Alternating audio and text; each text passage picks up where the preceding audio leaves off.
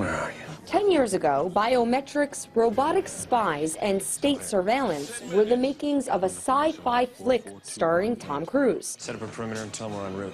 Today, many scenes from the Hollywood blockbuster Minority Report have arguably become an American reality, with life ominously imitating art. You're walking down the street, and the camera that takes a picture of you is able to compare it through facial mapping, is able to compare it to your driver's license photo or some other photo, maybe a mugshot, maybe a surveillance photo, and say, all right, Marina was on the corner of 42nd and 8th at 3 o'clock last Saturday. In addition to facial recognition, New York City's police department is just one of many law enforcement agencies that also requires citizens to undergo an iris scan before being released from police custody. In the past 6 months, iris scans have been taken from hundreds of Occupy Wall Street activists placed under arrest, like Christina Gonzalez. They really don't tell you why. They just say it's another form of identification, and it's really creepy to have someone holding up some machine to your face and you have no idea not only the health effects of it, but what they're actually using, what their larger purpose of using it is for. Iris scans are like a high-tech fingerprint, but much faster. Officials can quickly identify anyone whose unique scan is on the database. The technology is becoming increasingly useful as a tracking tool in the U.S. In the virtual world of tweets, Facebook posts, and search engines, every internet user is defined by a data footprint. If you think anonymous comments and blogs are protected, think again.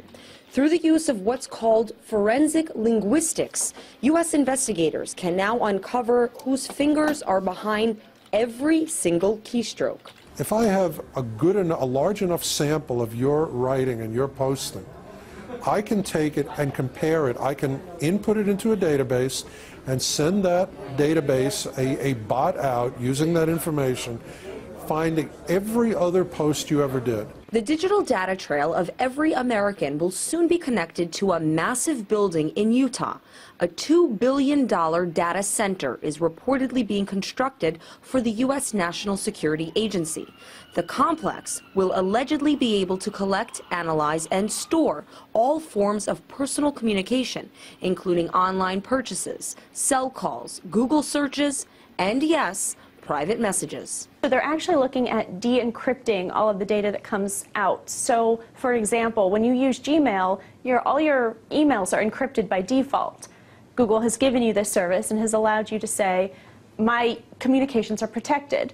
Now, the NSA's center is designed around building systems that will de-encrypt that data and remove any protection that you can put onto it. Earlier this month, CIA Director David Petraeus painted a picture of America's dystopian freefall when describing the emergence of the Internet of Things.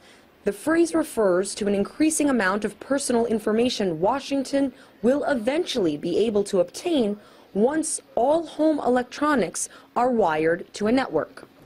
U.S. intelligence officials estimate that by 2020, up to 100 billion ordinary devices, such as refrigerators and dishwashers, could be wired up to the internet, just the way PCs and cell phones are now. That bottomless pit of data could allow Big Brother to monitor virtually anything it wants. Even the CIA director says the very idea of secrecy will change forever. Marina Portnaya, RT, New York.